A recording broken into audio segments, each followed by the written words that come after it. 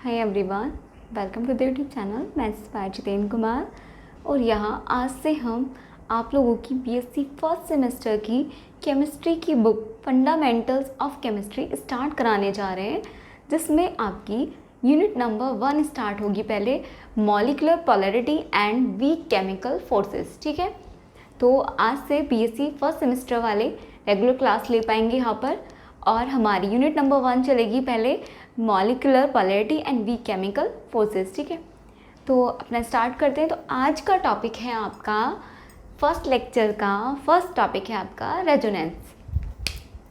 Resonance क्या होता है? आपका टॉपिक है रेजोनेंस।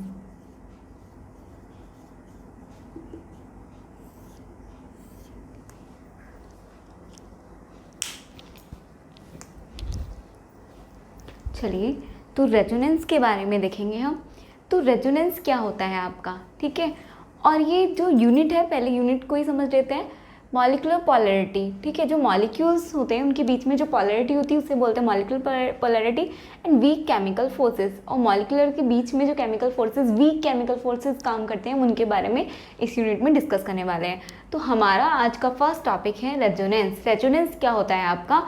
रेजोनेंस का मतलब होता है डीलोकलाइजेशन या डिस्प्लेसमेंट ऑफ पाई इलेक्ट्रॉन्स। ठीक है, अगर इसको वन लाइन में मैं डिफाइन करूं तो इसका मतलब है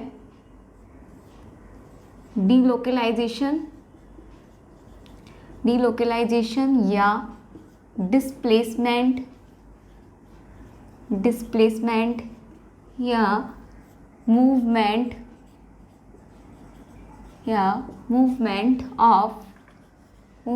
of pi electrons with in the compound. ठीक है, ये इसकी हो गई आपकी फर्स्ट लाइन डेफिनेशन। रेजोनेंस क्या होता है? डीलोकलाइजेशन या डिस्प्लेसमेंट या movement of pi electrons with in the compound. यानी कि किसी कंपाउंड के अंदर अगर आपका डीलोकलाइजेशन, यानी कि डीलोकलाइजेशन मतलब घूमना, ठीक है, आवारागर्दी करना, ठीक है, घूमना। तो जैसे आपका कोई पाई इलेक्ट्रॉन है, पाई इलेक्ट्रॉन्स, अच्छा पाई इलेक्ट्रॉन्स कहाँ पाए जाएंगे? पाई इलेक्ट्रॉन्स कहाँ पाए जाएंगे? पाई बॉन्ड किससे मिलकर बने होते हैं? पाई इलेक्ट्रॉन से। पाई इलेक्ट्रॉन्स पाई बॉन्ड के में पाए जाएंगे। और पाई बॉन्ड कहाँ होते हैं जनरली आपके? पाई बॉन्ड कहाँ होते हैं? जो डबल बॉन्ड होता है। जहाँ पे सिंगल बॉन्ड होता है, सिंगल बॉन्ड में सिग्मा होता है, डबल बॉन्ड में एक सिग्मा एक पाई होता है, ट्रिपल बॉन्ड में क्या होता है? दो पाई और एक सिग्मा होता है। ठीक है, ऐसा होता है आपका। यानी कि अगर सिंगल बॉन्ड है तो सिंगल बॉन्ड में क्या होता है? 1 सिग्मा। डबल बॉन्ड में क्या होगा? 1 सिग्मा एंड 1 पाई बॉन्ड होता है। ठीक है, और ट्रिपल बॉन्ड में क्या होता है आपका? 1 सिग्मा एंड 2 पाई। ठीक है, ये आपको याद होना चाहिए। तो यानी कि पाई इलेक्ट्रॉन सिंगल बॉन्ड में तो होता नहीं है, तो आपका डबल या ट्रिपल में होगा। और डबल और ट्रिपल को आपको पता है, सिंगल बॉन्ड वालों को क्या कहते हैं? क्या ये तो हो गया आपका। डबल बॉन्ड वाला क्या होगा? कॉन्जुगेशन। ठीक है, कॉन्जुगेशन में होगा। ठीक है, इसको बोलते हैं, यानी कि ये होगा आपका अनसैचुरेशन। ठीक है, जो आपका सिंगल बॉन्ड होता है वो होते हैं सैचुरेटेड कंपाउंड, या तो सैचुरेटेड बोल दो, सैचुरेटेड। ये वाले जो दो होते हैं आपके, ये क्या होते हैं आपके? अनसैचुरेटेड। और जो आपका डबल और ट्रिपल होता है वो कॉन्जुगेशन में होंगे। ठीक है, वो कॉन्जुगेशन मतलब एक के बाद एक होना चाहिए, कॉन्जुगेशन में होना चाहिए। डबल और ट्रिपल बॉन्ड में जो आपके जो पाई इलेक्ट्रॉन्स है क्या होने चाहिए? कॉन्जुगेशन में होने चाहिए। सबसे पहले आप ये समझो कि हम पढ़ रहे हैं पाई बॉन्ड को कैसे, पाई बॉन्ड कैसे कंपाउंड के अंदर घूमता है, कैसे डीलोकलाइज होता है, कैसे डिस्प्लेसमेंट करता है, यानी कि अपनी पोजीशन कैसे चेंज करता रहता है। ये पढ़ना है हमें कि पाई इलेक्ट्रॉन्स कैसे अपनी पोजीशन चेंज करता रहता है कंपाउंड के अंदर। बाहर नहीं जाएगा, रहेगा कंपाउंड के अंदर ही, क्योंकि कंपाउंड में ही तो फॉर्मेशन होती है डबल बॉन्ड की। ठीक है, और डबल बॉन्ड में यानी कि पाई बॉन्डेड एटम्स में ही पाई इलेक्ट्रॉन्स पाए जाएंगे। ठीक है, पाई इलेक्ट्रॉन्स। अब ये जो पाई इलेक्ट्रॉन्स होते हैं ये घूमते क्यों हैं? मेन क्वेश्चन ये आता है कि घूमते क्यों हैं। उसका इफेक्ट तो हम देखेंगे रेजोनेंस कहलाएगा। पाई बॉन्ड का घूमना, पाई बॉन्ड की पोजीशन चेंज करना, उसे तो हम रेजोनेंस बोलेंगे। लेकिन ये पाई बॉन्ड घूमते क्यों हैं? तो ये क्यों घूमते हैं? देखो, पाई बॉन्ड, जो आपका पाई बॉन्ड होता है वो कैसा होता है? सिग्मा बॉन्ड की कंपैरिजन में लूजली बॉन्ड होता है, लूजली बॉन्डेड। ठीक है, लूजली बॉन्डेड होता है। जबकि ये क्या होता है आपका? ये क्या होता है? स्ट्रांगली बाउंडेड होता है, ठीक है।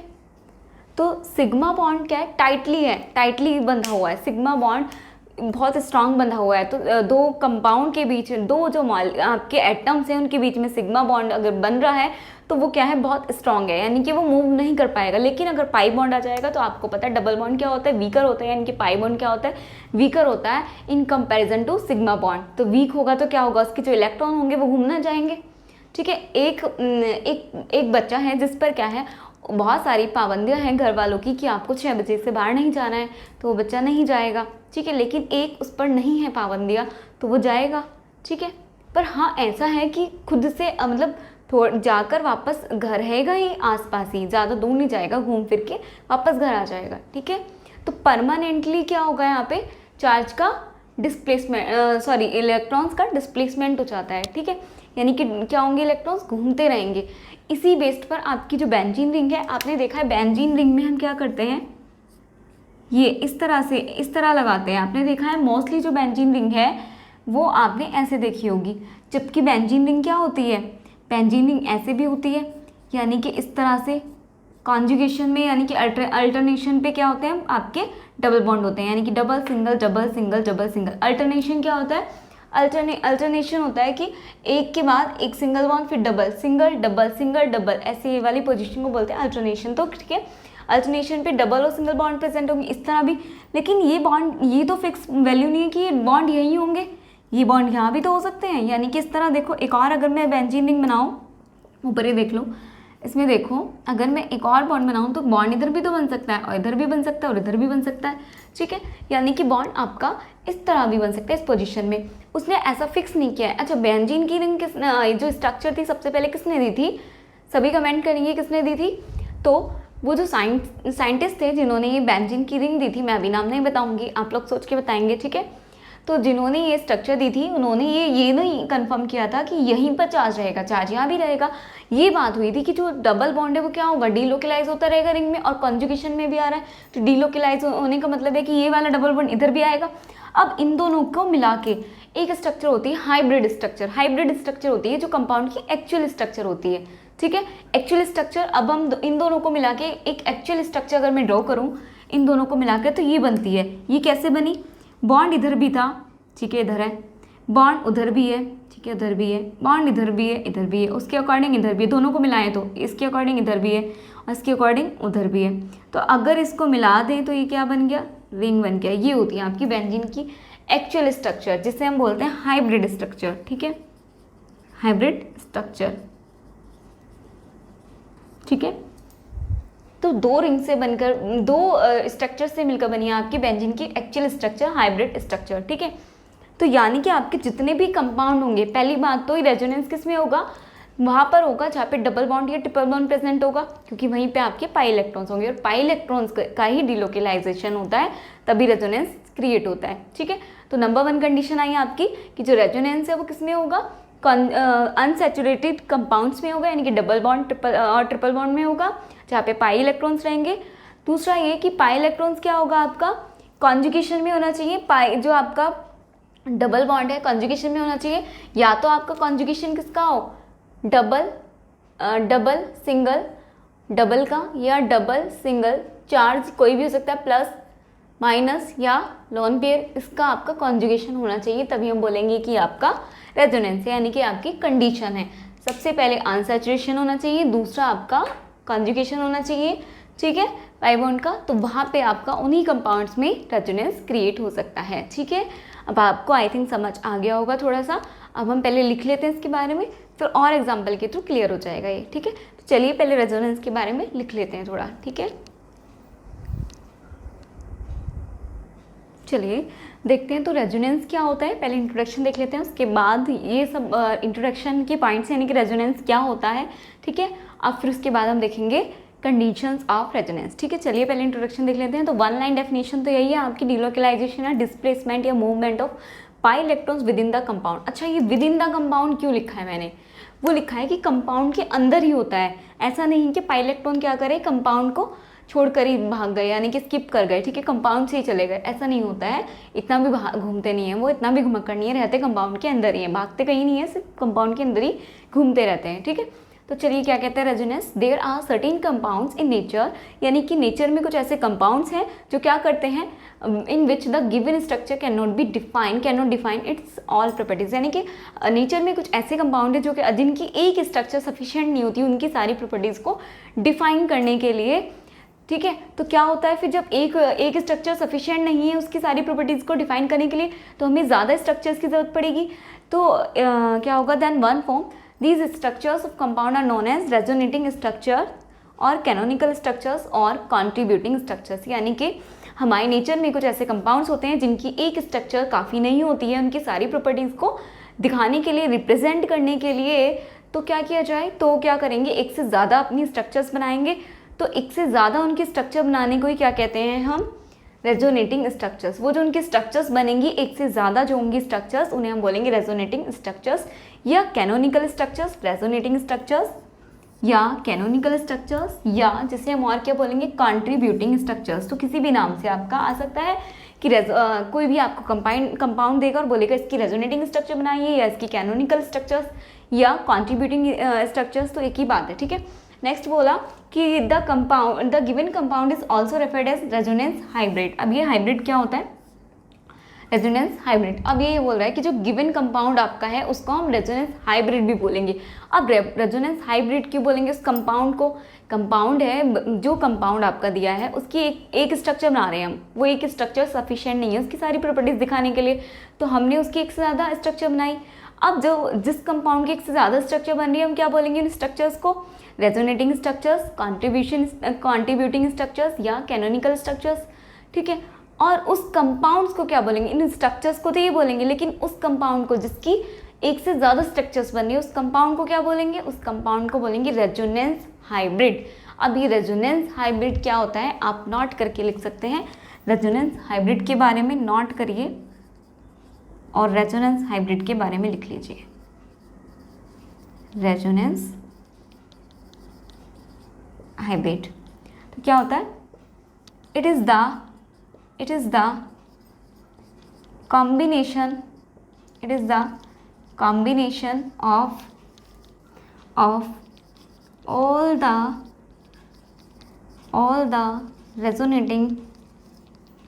all the resonating structures of compound। ठीक है, तो रेजोनेंस हाइब्रिड क्या होता है आपका, इंपॉर्टेंट है, इसको नोट करके लिख लीजिएगा। ये क्या होता है आपका रेजोनेंस हाइब्रिड, जिस कंपाउंड की एक से ज़्यादा स्ट्रक्चर्स होती हैं उन स्ट्रक्चर्स को तो हम बोलते हैं रेजोनेटिंग स्ट्रक्चर्स, लेकिन उस कंपाउंड को बोलेंगे रेजोनेंस हाइब्रिड। और रेजोनेंस हाइब्रिड क्या होता है, ये कॉम्बिनेशन है, यानी कि वो कंपाउंड जितनी भी आपके स्ट्रक्चर बना रहा होगा उन सभी स्ट्रक्चर्स को कंबाइन करके कॉम्बिनेशन कर देंगे हम और एक फाइनल अपनी स्ट्रक्चर बनाएंगे। ठीक है, तो उस कंपाउंड को क्या बोलेंगे, रेजोनेंस हाइब्रिड, और जो फाइनल स्ट्रक्चर होगी उसे बोलेंगे हाइब्रिड स्ट्रक्चर। ठीक है, तो रेजोनेंस हाइब्रिड क्या होता है, it is the combination of all the resonating structures of compound. ठीक है, चलिए नेक्स्ट देखते हैं आपका topic, the given compound is also referred as resonance hybrid. अब आपको समझ आ गया होगा रेजोनेंस हाइब्रिड क्यों कहते हैं, क्योंकि बहुत सारे स्ट्रक्चर्स बनाते हैं और उन सभी स्ट्रक्चर्स को कंबाइन करके हम स्ट्रक्चर ड्रॉ करते हैं, उस स्ट्रक्चर को बोलते हैं हाइब्रिड स्ट्रक्चर और उस कंपाउंड को बोलते हैं रेजोनेंस हाइब्रिड। ठीक है, चलिए it is the intramolecular phenomena. अब ये इंट्रामॉलिक्यूलर फिनोमिना क्या होता है, जो आपका रेजोनेंस है वो कैसा फिनोमिना है, अगर आपको आ जाए मल्टीपल चॉइस क्वेश्चन में तो रेजोनेंस कैसा फिनोमिना है आपका, इंट्रामॉलिक्यूलर। इंट्रामॉलिक्यूलर मतलब मॉलिक्यूल के अंदर ही रहेगा, ऐसा तो नहीं है कि इसके पाई इलेक्ट्रॉन्स बाहर जा रहे हैं मॉलिक्यूल के, नहीं, मॉलिक्यूल के अंदर ही, यानी कि कंपाउंड के अंदर ही डीलोकलाइज होते हैं। तभी मैंने आपको वहाँ हाईलाइट करके बताया वो कंपाउंड के अंदर ही डीलोकलाइज होते हैं, तो इंट्रामॉलिक्यूलर है। इंटरमॉलिक्यूलर कब होता है, जब वो कंपाउंड के बाहर डीलोकलाइज करते हैं। ठीक है, तो रेजोनेंस कैसा है, क्योंकि कंपाउंड के अंदर ही पाई इलेक्ट्रॉन्स डीलोकलाइजेशन करते हैं, तो ये इंट्रामॉलिक्यूलर फिनोमिना है। दूसरा, ये हाइपोथेटिकल कॉन्सेप्ट है, यानी कि जो आपका फिनोमिना है रेजोनेंस, ये सिर्फ हाइपोथेटिकल है, एक्चुअल में ऐसा नहीं होता, सिर्फ हमने क्या किया है, हाइपोथेटिकल इसको कंसीडर, इमेजनरी कॉन्सेप्ट कहेंगे आपका। ठीक है, resonance gives extra stability to the molecule. अब क्या होता है, रेजोनेंस का एक मेन फीचर ये होता है, रेजोनेंस क्यों होता है, ये क्या करता है, कंपाउंड को स्टेबिलिटी प्रोवाइड कराता है। जो मॉलिक्यूल है उसको क्या करेगा, स्टेबिलिटी प्रोवाइड कराता है, यानी कि रेजोनेंस जहाँ भी जिस कंपाउंड में रेजोनेंस हो रहा होगा हम बोलेंगे कि ज़्यादा स्टेबल है। एक आपके पास नॉर्मल कंपाउंड है जिसमें रेजोनेंस नहीं हो रहा है, एक आपके पास कंपाउंड है जिसमें रेजोनेंस हो रहा है, और पूछा जाए दोनों में से कौन ज़्यादा स्टेबल है, तो रेजोनेंस जिसमें हो रहा है वो ज़्यादा स्टेबल होगा। क्यों? क्योंकि रेजोनेंस क्या करता है, आपके कंपाउंड को, आपके मॉलिक्यूल को स्टेबिलिटी प्रोवाइड कराता है। और वो स्टेबिलिटी क्यों प्रोवाइड कराता है, ये भी रीज़न है, इसका भी रीज़न है। तो वो स्टेबिलिटी इसलिए प्रोवाइड कराता है क्योंकि वो रेजोनेटिंग स्ट्रक्चर्स बनाता है। देखो, अच्छा, स्टेबिलिटी कैसे डिफाइन होती है? स्टेबिलिटी एनर्जी से डिफाइंड होती है, ठीक है। स्टेबिलिटी एनर्जी से डिफाइंड होती है। अगर एनर्जी आपकी हाई है तो स्टेबिलिटी कैसी होगी? आपकी हाई होगी, ठीक है। एनर्जी लो होगी तभी तो स्टेबिलिटी भी लो होगी, ठीक है। ओ सॉरी, स्टेबिलिटी क्या होगी आपकी? एनर्जी पे डिपेंड करेगी। अगर एनर्जी आपकी लो है तो स्टेबिलिटी कैसी होगी आपकी? हाई, ठीक है। स्टेबिलिटी और एनर्जी में जो होता है ये रिलेशन होता है, देखिए, स्टेबिलिटी और एनर्जी का रिलेशन ये होता है 1/एनर्जी, यानी कि स्टेबिलिटी क्या है? एनर्जी के इन्वर्सली प्रोपोर्शनल है। अगर एनर्जी ज़्यादा है तो स्टेबिलिटी कैसी होगी? कम, ठीक है। स्टेबिलिटी क्या करती है? एनर्जी के क्या है? एनर्जी के इन्वर्सली प्रोपोर्शनल है स्टेबिलिटी। ये भी नोट करके आप लिख सकते हैं चाहे तो अपने नोट्स में, आपको याद रहेगा कि स्टेबिलिटी क्या होता है? एनर्जी के इन्वर्सली प्रोपोर्शनल होता है। इसका मतलब अगर एनर्जी ज़्यादा है किसी कंपाउंड में या मॉलिक्यूल में तो वहाँ इसकी स्टेबिलिटी कम होगी, और अगर एनर्जी क्या है आपकी कम है तो स्टेबिलिटी ज़्यादा होगी। अब देखो यहाँ पे, जब आप एक ही कंपाउंड की स्ट्रक्चर बनाते जाओगे, यानी कि आप उसे एनर्जी दे रहे हो, एनर्जी के थ्रू ही अपनी स्ट्रक्चर ड्रॉ कर रहे हो, तो जो आपकी एनर्जी थी कंपाउंड की वो तो स्ट्रक्चर बनाने में चली गई। मान लीजिए आपने एक कंपाउंड की 3 स्ट्रक्चर बना दी तो उसकी सारी एनर्जी तो क्या होगी? स्ट्रक्चर बनाने में चली गई। तो जितनी ज़्यादा क्या होंगी? रेजोनेटिंग स्ट्रक्चर्स बनेंगी कंपाउंड की, उतना ही ज़्यादा क्या होगा? आपका कंपाउंड स्टेबल हो जाएगा। क्यों? क्योंकि उसकी एनर्जी रेजोनेटिंग स्ट्रक्चर्स बनाने में चली जाएगी, और एनर्जी रेजोनेटिंग स्ट्रक्चर बनाने में जा रही है तो एनर्जी कम हो रही है इसका मतलब, और कम हो रही है तो स्टेबिलिटी इंक्रीज हो रही है। तो क्या होता है आपका? रेजोनेंस कैसे करता है? आपकी कंपाउंड या मॉलिक्यूल को स्टेबिलिटी प्रोवाइड कराता है। कैसे प्रोवाइड कराता है? क्योंकि कोई भी कंपाउंड या मॉलिक्यूल है उसकी जब हम रेजोनेटिंग स्ट्रक्चर बनाते हैं तो एनर्जी कुछ ना कुछ खर्च होती है तो एनर्जी डिक्रीज होगी, एनर्जी डिक्रीज होगी तो आपकी, क्योंकि इन्वर्सली प्रोपोर्शनल, तो स्टेबिलिटी इंक्रीज होगी। तो ये क्या करता है? आपके किसी भी मॉलिक्यूल कंपाउंड को स्टेबिलिटी प्रोवाइड कराता है। चलिए नेक्स्ट देखते हैं। आपको ये लाइन हो गई, it is indicated by a double headed arrow, और इसको क्या करते हैं हम? डबल हेडेड एरो से दिखाते हैं बिटवीन द कंट्रीब्यूटिंग स्ट्रक्चर्स। अगर आप कोई भी कंपाउंड है इसकी कंट्रीब्यूटिंग स्ट्रक्चर्स ड्रॉ करोगे तो उन स्ट्रक्चर्स को किससे दिखाऊंगी? डबल हेडेड एरो से। अभी मैं जब आपको ड्रॉ करके एक बार स्ट्रक्चर्स ड्रॉ करवाऊंगी तब आपको ये क्लियर हो जाएगा। लेकिन आप ध्यान रखिएगा कि मान लीजिए कंपाउंड है, इसकी 4 रेजोनेटिंग स्ट्रक्चर बन रही है, तो मान लीजिए अभी स्ट्रक्चर में बना के दिखाऊंगी, एक स्ट्रक्चर ये बनी, दूसरी ये, तीसरी ये और चौथी ये, तो आप दोनों स्ट्रक्चर्स को कैसे दिखाओगे? इस तरह से, डबल हेडेड एरो से। ये मतलब है इसका, ठीक है, डबल हेडेड एरो से। चलिए नोट करके हमने लिख लिया रेजोनेंस हाइब्रिड, और ये आपका स्टेबिलिटी क्या होता है। चलिए इसको नोट डाउन करिए, फिर एक बार रेजोनेंस की कंडीशन पर चलते हैं। आई थिंक आपको क्लियर हो गया होगा कि रेजोनेंस क्या होता है, ठीक है। चलिए नोट डाउन कर लीजिए।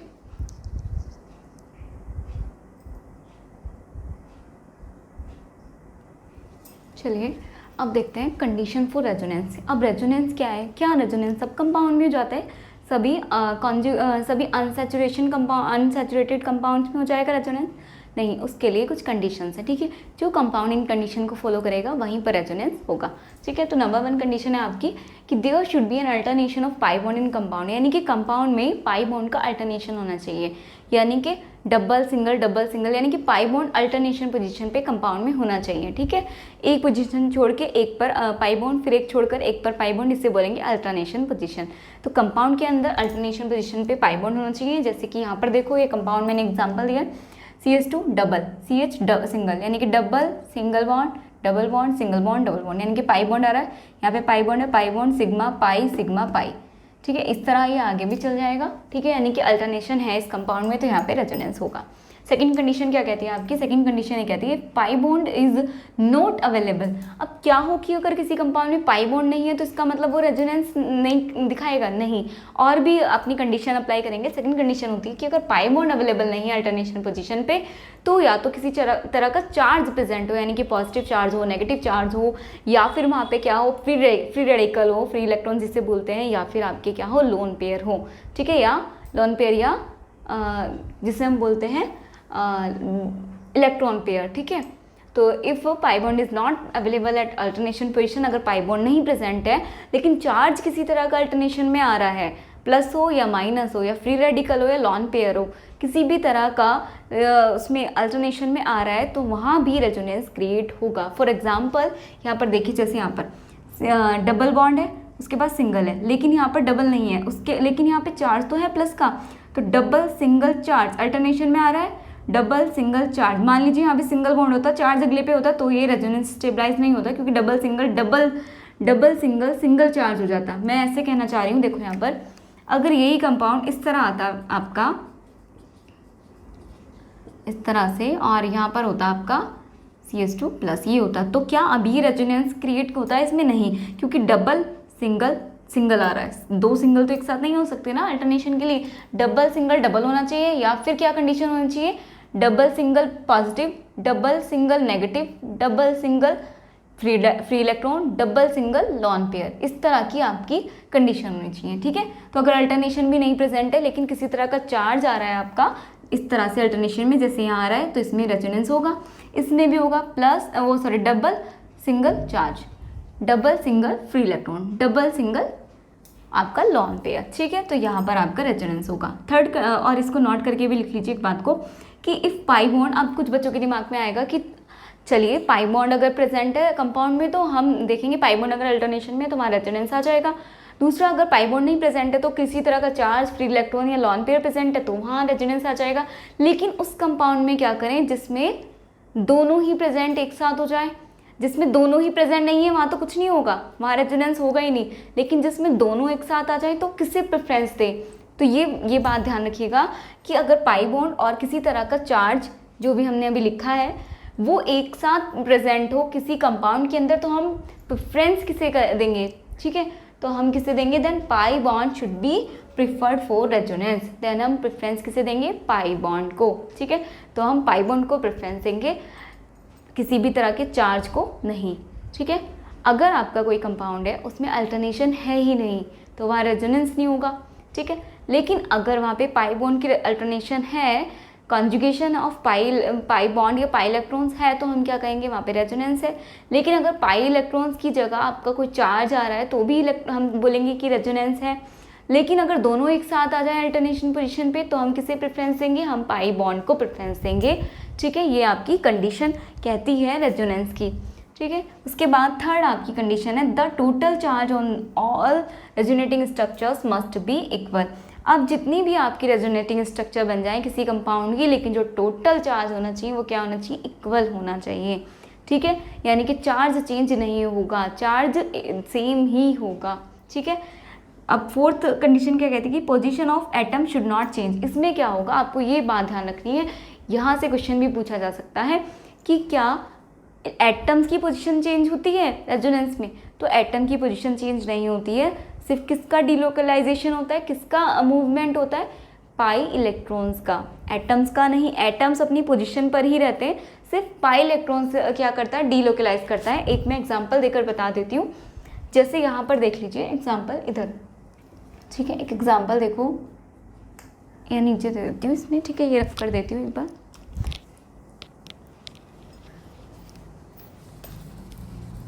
यहाँ पर देखिए, इस चीज़ को समझने की कोशिश करिए। अब तो सारी कंडीशन हो गई, तो यहाँ हम अपना एग्जांपल ले सकते हैं। जैसे ये एग्जांपल ले लेती हूँ मैं। सबसे पहले ये गिवन है तो आपका CH2 प्लस, ये आपका एग्जांपल है। इसमें अगर मैं रेजोनेटिंग स्ट्रक्चर बनाऊंगी, बन जाएंगी रेजोनेटिंग स्ट्रक्चर, क्योंकि क्या है आपका कॉन्जुगेशन में आ रहा है, डबल सिंगल चार्ज आ रहा है, यानी कि रेजोनेंस होगा। यहाँ पर रेजोनेंस होगा तो रेजोनेटिंग स्ट्रक्चर्स बनेंगी। तो रेजोनेटिंग स्ट्रक्चर बनाना सीख लीजिए पहले। तो यहाँ पर क्या है आपका, ये वाला जो बॉन्ड है कैसे टूटेगा? ये वाला बॉन्ड कार्बन की तरफ टूटेगा। ठीक है, कार्बन क्या करेगा? इस इलेक्ट्रॉन को अपनी तरफ खींचेगा। अब रेजोनेटिंग स्ट्रक्चर बना रहे हैं तो डबल हेडेड एरो से दिखाएंगे, अभी लिखा है हमने जस्ट उसके इंट्रोडक्शन में। फिर देखो क्या होगा, जैसे ही बॉन्ड टूटा कार्बन पे तो नेगेटिव और इस पे क्या आएगा? पॉजिटिव। तो ये क्या हुआ? CH2 पॉजिटिव, और क्या हुआ यहाँ पर? सिंगल बॉन्ड आ गया CH, और इस पर नेगेटिव चार्ज आया इस कार्बन पे नेगेटिव, और ये वाला पॉजिटिव मिलके क्या करा इन्होंने? बॉन्ड बना लिया CH2 का। तो जरा देखो, एटम जहाँ थे वही है, एटम की पोजीशन चेंज नहीं हुई है। ठीक है, यहाँ CH2 था, CH2 है, CH था, CH है, CH2 था, CH2 है। एटम अपनी जगह पर ही हैं, लेकिन क्या क्या चेंज हुआ है, सिर्फ पाई इलेक्ट्रॉन्स। पाई इलेक्ट्रॉन्स कहाँ थे, पहले यहाँ थे और अब कहाँ शिफ्ट हो गए, यहाँ हो गए। सिर्फ पाई इलेक्ट्रॉन और क्या हुआ है आपका चार्ज, चार्ज का और पाई इलेक्ट्रॉन का ही ट्रांसफर हुआ है, सिर्फ किसका नहीं हुआ, एटम्स का नहीं हुआ है। तो वही बात लिखा है कि position of atom should not change, atom की पोजीशन चेंज नहीं होती है, सिर्फ क्या होगा, पाई इलेक्ट्रॉन डिलोकलाइज करते हैं। ठीक है, ये आपकी रेजोनेटिंग स्ट्रक्चर है, किसकी है, ये आपका कार्बोनियम आयन है। ठीक है, इसकी रेजोनेटिंग स्ट्रक्चर है। लेकिन अगर मैं इसकी हाइब्रिड स्ट्रक्चर बनाऊँ, अभी हमने देखा ना, ये तो आपकी रेजोनेटिंग स्ट्रक्चर्स हो गई। रेजोनेटिंग स्ट्रक्चर को शॉर्ट में RS लिख देती हूँ, ये भी आपकी रेजोनेटिंग स्ट्रक्चर है। लेकिन इसकी हाइब्रिड स्ट्रक्चर अगर ड्रॉ करें तो क्या हो जाएगा, ज़्यादा ही गंदी राइटिंग हो गई, स्ट्रक्चर इसकी ड्रॉ करें तो रेजोनेटिंग स्ट्रक्चर क्या होता है, it is the combination of all the resonating structure. Hybrid structure क्या होती है, it is the combination of all the resonating structures. तो कॉम्बिनेशन, इन दोनों का कॉम्बिनेशन करो। पहले तो एटम्स तो वही है, CH2 था, देन CH, देन CH2, ये तो रहेगा ही। यहाँ पे देखो, यहाँ पहले डबल बॉन्ड यहाँ था, अब यहाँ है, यानी कि दोनों पोजीशन पे डबल बॉन्ड आया, तो हम इसको पार्शियली दिखा सकते हैं इस तरह से, डॉटेड डॉटेड लाइन से। ठीक है, क्योंकि इसका मतलब ये है, ये क्या दिखाता है, कॉम्बिनेशन है, यानी कि यहाँ भी डबल बॉन्ड हो सकता है, यहाँ भी हो सकता है। ठीक है, और दोनों में था भी, तो एक बार इस पर चार्ज है, एक बार इस पर चार्ज है, तो मैं दोनों पर चार्ज होगा तो पार्शियल पॉजिटिव चार्ज दिखा सकती हूँ, पार्शियली पॉजिटिव चार्ज। ये होगी इसकी हाइब्रिड स्ट्रक्चर, किसकी, इसकी। ठीक है, ये इसकी हाइब्रिड स्ट्रक्चर है, थोड़ा यहाँ पे गैप करके लिख लीजिएगा, ये आपका एग्जाम्पल है।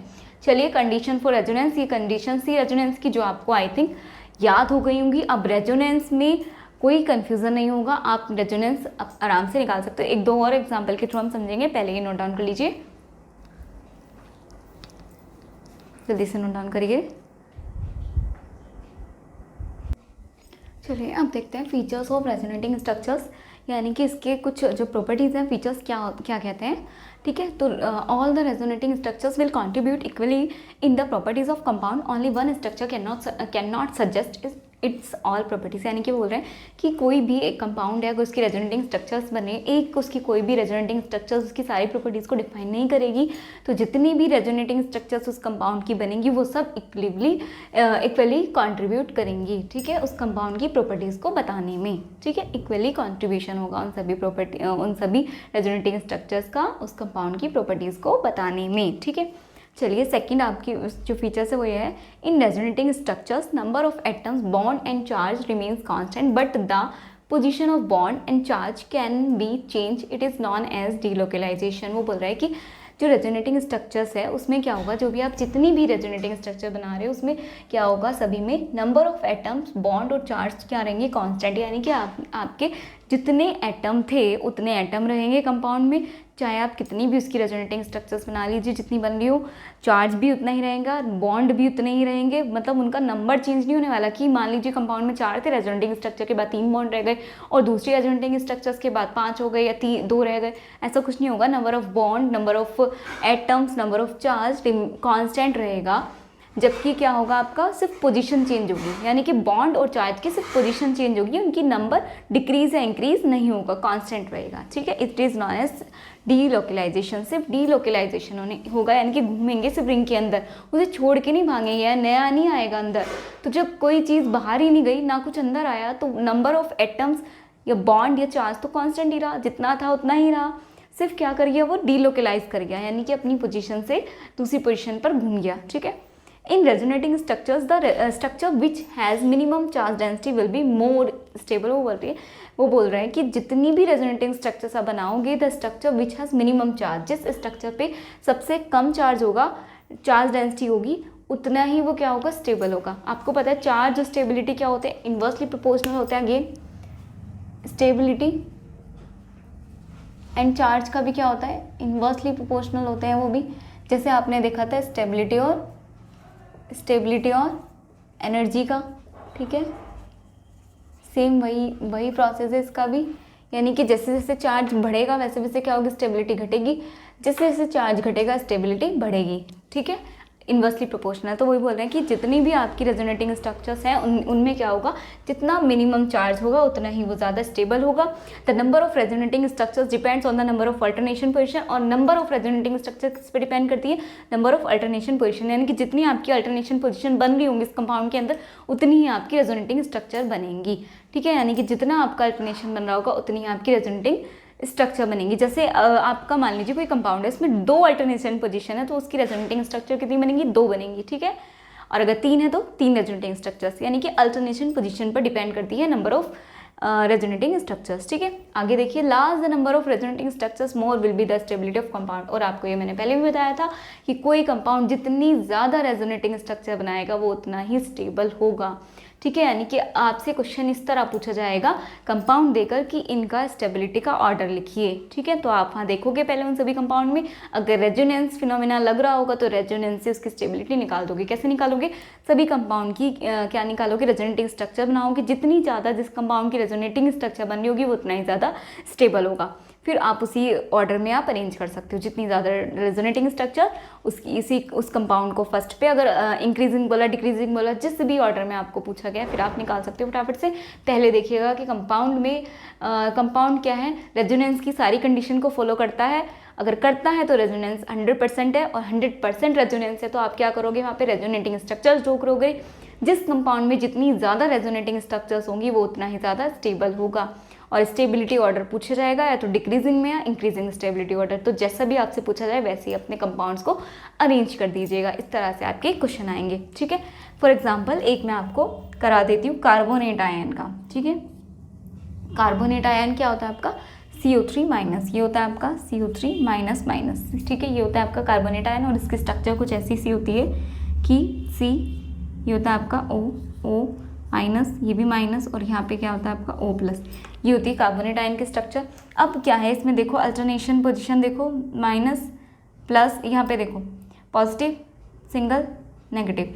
ठीक है, चार्ज, ये यानी कि रेजोनेंस बनाएगा। ठीक है, क्योंकि आपका अल्टरनेशन पोजीशन पे आ रहा है, तो आप कैसे करेंगे, ये वाला बॉन्ड क्या होगा, यहाँ पे ब्रेक होगा। जैसे ये बॉन्ड यहाँ ब्रेक हुआ तो क्या होगा, ये बॉन्ड कैसा आ गया, यहाँ पे प्लस आया और यहाँ पे क्या आ गया, माइनस।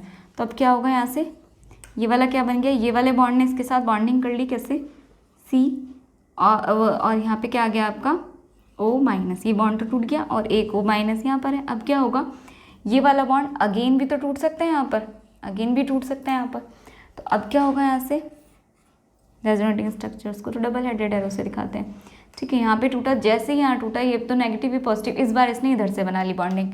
ठीक है, यानी कि ये नेगेटिव आ गया अगेन, और ये वाली बॉन्डिंग इधर आ गई, और O इधर है, यानी कि कितनी रेजोनेटिंग स्ट्रक्चर बन गई इसकी, ये तो आपकी ओरिजिनल थी, इससे अलग कितनी बन गई, 2 रेजोनेटिंग स्ट्रक्चर्स। तो अल्टरनेशन भी तो आपकी 2 ही थी, एक यहाँ से और एक यहाँ से, 2 अल्टरनेशन पोजीशन बन रही थी, तो 2 आपकी रेजोनेटिंग स्ट्रक्चर बन गई। और अब इसकी हाइब्रिड स्ट्रक्चर अगर पूछता है आपसे तो आप ड्रॉ कर सकते हो, अदरवाइज स्किप कर सकते हो। हाइब्रिड स्ट्रक्चर अगर पूछता है तो आप ड्रॉ करिए, अदरवाइज छोड़ सकते हैं। ठीक है, तो हाइब्रिड स्ट्रक्चर क्या बनेगी, तो आपके पास ऑक्सीजन ऑक्सीजन ये तो सेम है ही, कार्बन भी है ऑक्सीजन भी है, ये तो सेम रहेगा ही रहेगा। अब जो आपका डबल बॉन्ड है वो देखो इस पोजीशन पे भी है, यानी कि यहाँ भी आ सकता है डबल बॉन्ड आपका, यानी कि डॉटेड से दिखाओ, नीचे भी आ रहा है यानी कि यहाँ भी आ सकता है, और यहाँ भी था उसमें तो यहाँ भी आ सकता है, यानी कि डॉटेड से दिखाओ। अब चार्ज देखो, इस ऑक्सीजन पे भी था, इस ऑक्सीजन पे भी था, इस ऑक्सीजन पे भी है, इस ऑक्सीजन पे भी, यानी कि तीनों पे आया है। तो पार्शियली नेगेटिव और पार्शियली नेगेटिव तीनों पे दिखाएंगे थोड़ा थोड़ा नेगेटिव चार्ज, यानी कि तीनों पे चार्ज भी होगा, और तीनों क्या होंगे इस तरह से, बॉन्ड भी डबल बॉन्ड तीनों पोजीशन पे होगा। तो इसकी हाइब्रिड स्ट्रक्चर है, ये आपका CO3 का एग्जाम्पल है। तो यहाँ पर आपका रेजोनेंस खत्म होता है। ठीक है, चलिए पहले एक बार नोट डाउन करिए, इतना आई थिंक आपको समझ आ गया होगा। अगर कुछ भी प्रॉब्लम है तो आप कमेंट सेक्शन में बता सकते हैं, मैं नेक्स्ट लेक्चर में उसको पूरा करने की कोशिश करूँगी, जो भी आपकी प्रॉब्लम आ रही है। ठीक है, आप कमेंट सेक्शन में कमेंट छोड़ सकते हैं। अगर आपको अभी भी किसी भी उसमें दिक्कत आ रही है, कहीं भी फीचर्स में, कंडीशंस में, इंट्रोडक्शन में कहीं भी, या किसी कंपाउंड का निकालना नहीं आ रहा है, या फिर कुछ भी क्वेरी है तो आप बता सकते हैं। ठीक है, इतना नोट डाउन करिए। तो आई थिंक आपने नोट डाउन कर लिया होगा। तो आज के लेक्चर यहीं पे ख़त्म होता है, और आज के लेक्चर में रेजोनेंस पढ़ा है, इससे रिलेटेड क्वेश्चन करिएगा, और कुछ प्रॉब्लम आती है तो पूछिएगा। ठीक है, तो आज की क्लास के लिए इतना ही। Thank you and keep learning.